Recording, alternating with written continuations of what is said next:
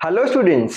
इसके पिछले वीडियो में हमने गॉस डाइवर्जेंस थ्योरम का प्रूफ देखा था। तो आज के इस वीडियो में हम गॉस डाइवर्जेंस थ्योरम के बेस पे एक न्यूमेरिकल सॉल्व कर देंगे, जिससे करके हमारे गॉस डाइवर्जेंस थ्योरम के सारे डाउट क्लियर हो जाए। So I hope you are ready with your pen and paper. So without wasting much time let us start this video. तो न्यूमेरिकल बोर्ड पे लिखा है, यहाँ पे हमें एक चीज प्रूफ करनी है या बोल लो वेरीफाई करना है। क्या वेरीफाई करना है कि verify that the volume integral of divergent of A, जहां पे ए की वैल्यू दी हुई है 4xzi minus Y square J plus Y Z K, taken over a cube bounded by the planes. यानी एक क्यूब है, कुछ प्लेन से बाउंड किया है, x is equal to 0 1, y is equal to 0, y is equal to 1 और z is equal to 0, z is equal to 1। ठीक है। तो हमें वो प्रूव करना है 3/2। यानी एक्चुअल में क्या दिया गया है वो पहले समझ लेते हैं। यहाँ पे क्या है, वेरीफाई दी, यानी सॉल्यूशन ऑफ स्टार्ट करते हैं।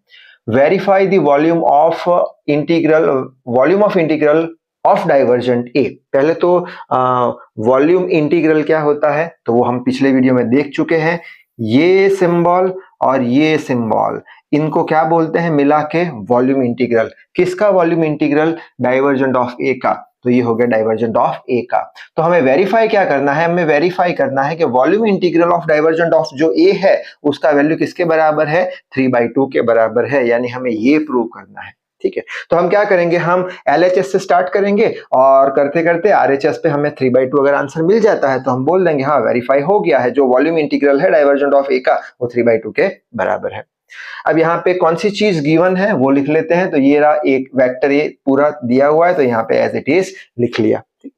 अब हम स्टार्ट करेंगे LHS से, यानी यहां से अगर स्टार्ट करना है ये साइड से तो हमें डाइवर्जेंट ऑफ ए का वैल्यू चाहिएगा। तो पहले डाइवर्जेंट ऑफ ए का वैल्यू ढूंढ लेंगे और बाद में इसमें रख देंगे। तो इसका आंसर 3/2 के बराबर अगर आ गया तो हमारा न्यूमेरिकल करेक्ट हो जाएगा।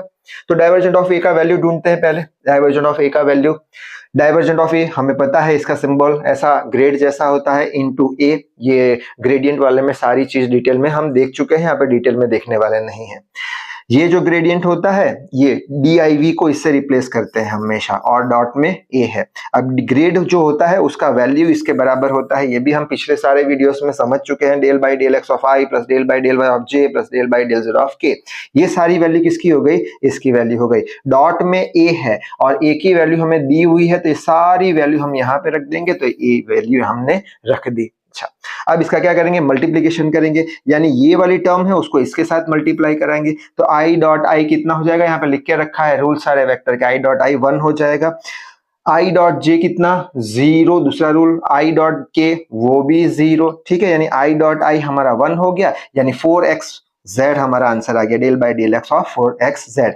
प्लस साइन है तो यहाँ पे प्लस लगा लिया। बाद में j dot I 0, j dot j 1 हो गया और k तो 0, तो j डॉट j 1 हो गया। तो बचा क्या? वाई स्क्वायर, किसका? माइनस का। तो यहाँ पे माइनस वाई स्क्वायर कर लिया। फिर पॉजिटिव साइन है, पॉजिटिव रख लिया, उसके साथ k डॉट k कर दिया। तो k डॉट k 1 बचा क्या? Y z. ठीक है, यहां तक समझ में आ गया। अब आगे बढ़ लेते हैं। अब यहाँ पे हमें डिफरेंशिएशन करना है किसका? हमें डिफरेंशिएशन करना है विथ रिस्पेक्ट टू x, किसका? 4xz का। अब x के लिए ये जो टर्म है 4 और z कांस्टेंट रहेगी, तो कांस्टेंट डिफरेंशिएशन के बाद x का जो डिफरेंशिएशन होगा विथ रिस्पेक्ट टू x 1 हो जाएगा, तो 4z रहेगा। ठीक है, y स्क्वायर का क्या हो जाएगा? 2y with respect to y, negative sign है तो नेगेटिव लगा दी। अब विथ रिस्पेक्ट टू z करना है yz का, तो z के लिए y क्या हो जाएगा? कांस्टेंट, y हो गया कांस्टेंट। डिफरेंशिएशन के बाद z का differentiation with respect to z 1 हो जाएगा, तो सिर्फ y बचेगा। अब ये जो है -2y plus y minus y हो जाएगा। तो हमें अब वैल्यू मिल चुकी है, किसकी वैल्यू मिल चुकी है? हमें वैल्यू मिल चुकी है, वैल्यू मिल चुकी है किसकी? ये जो डाइवर्जेंट ऑफ ए है हमारा, ये डाइवर्जेंट ऑफ ए, उसकी वैल्यू मिल चुकी है। बस अब ये इक्वेशन के अंदर हम डाल देंगे वैल्यू। तो ये रहा इक्वेशन, यहाँ पे लिख के रखा है। ठीक, तो यहाँ पे ये इक्वेशन लिख लिया, इसके अंदर वैल्यू डालेंगे डाइवर्जेंट ऑफ ए की। अब यहाँ पे ट्रिपल इंटीग्रेशन है तो x इज इक्वल टू 0 से लेके 1, ये भी चीज हमें दी हुई है, क्यूब बाउंड किया गया है। ये रहा x इज इक्वल टू 0 से 1, y 0 1, z 0 1 है बस। तो वही वैल्यू यहाँ पे रख रहे हैं हम। तो यहाँ पे क्या कर दिया? Divergent of A dv। अब इसमें वैल्यू रखेंगे तो ये सेपरेट कर देंगे, x इज इक्वल टू 0 से 1, 0 से 1, z 0 से 1। और डाइवर्जेंट ऑफ ए जो है, डाइवर्जेंट ऑफ ए का वैल्यू कहाँ है? ये रहा डाइवर्जेंट ऑफ ए का वैल्यू, ये रहा डाइवर्जेंट ऑफ ए का वैल्यू 4z माइनस वाई, तो यहाँ पे रख दिया 4z माइनस वाई, ये रहा 4z माइनस वाई। अच्छा, अब dv जो है, dv वॉल्यूम बताता है, वॉल्यूम यानी 3 डायमेंशनल चीज, तो dx dy dz आएगा। तो सबसे पहले हम dz लगाएंगे। क्यों dz लगाएंगे? क्योंकि यहाँ पे हमने z लास्ट में लिखा है, तो मल्टीपल इंटीग्रल में हम पढ़ चुके हैं सारी चीजें। वापस से एक बार बता देता हूं कि सबसे पहले अंदर का इंटीग्रेशन होगा, फिर बाहर का यानी y dy आएगा, फिर बाहर का यानी x dx आएगा। यानी पहले हम dz लगाएंगे, फिर dy और dx लगा देंगे। ठीक है, आगे बढ़ते हैं। अब यहाँ पे हमें क्या करना है? इसका इंटीग्रेशन करना है, 4z का विथ रिस्पेक्ट टू dz करना है। तो 4 तो कांस्टेंट, तो बाहर निकाल दिया। z का इंटीग्रेशन क्या होगा? z⁻1 का z⁻1 + 1 बाई 1 + 1 यानी z²/2 हो जाएगा, तो लिख लिया। अच्छा, बाद में y का विथ रिस्पेक्ट टू z कराना है। z के लिए y कांस्टेंट बाहर निकाल दो, इंटीग्रेशन के अंदर बचा 1 बचा, तो 1 का इंटीग्रेशन देख लेते हैं। यहाँ पे क्या है? इंटीग्रेशन ऑफ किसका करना है हमें? y का विथ रिस्पेक्ट टू dz।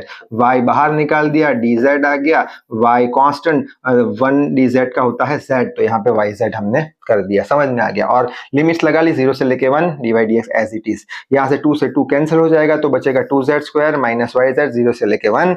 अब यहाँ पे upper limit minus lower limit करेंगे। किसकी बात करेंगे? हम z की बात करेंगे। z की विथ रिस्पेक्ट टू z कराया है, तो जहां भी हमें z दिखेगा वहां पे 1 लिख देंगे। यहाँ पे z 1 लिखा तो सिर्फ 2 आ जाएगा, यहाँ पे z1 तो सिर्फ y आ जाएगा। Upper limit minus lower limit 0 करने पर सारा 0 हो जाएगा। तो यहां तक तो बात हमें समझ में आ गई है।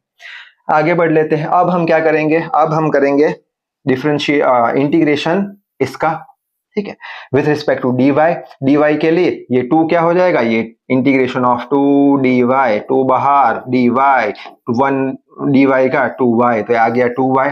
उसी तरीके से y का क्या होगा with respect to y? y²/2, और लिमिट लगा देंगे 0 से 1, बचा क्या? dx रख दिया। ठीक है, अब क्या करेंगे? Upper limit minus lower limit, y की बात कर रहे हैं, जहां पे y होगा वहां 1 रखेंगे। तो यहाँ पे 1 रखा तो 2 आ गया, 1 रखा 1/2 आ गया, माइनस 0 करने पर 0 आएगा, तो लिखेंगे नहीं, तो ये आ गया।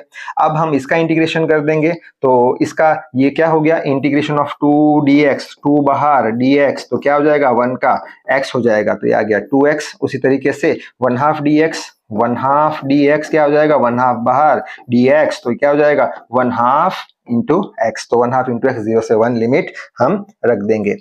आगे बढ़ते हैं। अब x की जगह 1, यहाँ पे x 0 से 1 है, तो x की जगह पहले हम लिख लेंगे 1, तो 2 इंटू 1 हो गया 1, ये हो जाएगा एलसीएम 4 - 1 2, तो ये आंसर आ गया हमारा कितना? 3/2। ये हम कहाँ से शुरू किए थे? हम शुरू किए थे LHS साइड से।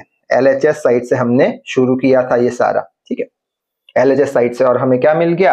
RHS साइड मिल गया, यानी 3/2, यानी ये चीज हो गई है वेरीफाई। आई होप आपको गॉस डाइवर्जेंस थ्योरम के सारे कंसेप्ट क्लियर हो चुके होंगे। तो इस वीडियो में बस इतना ही। So till then read hard, work hard. Thank you very much.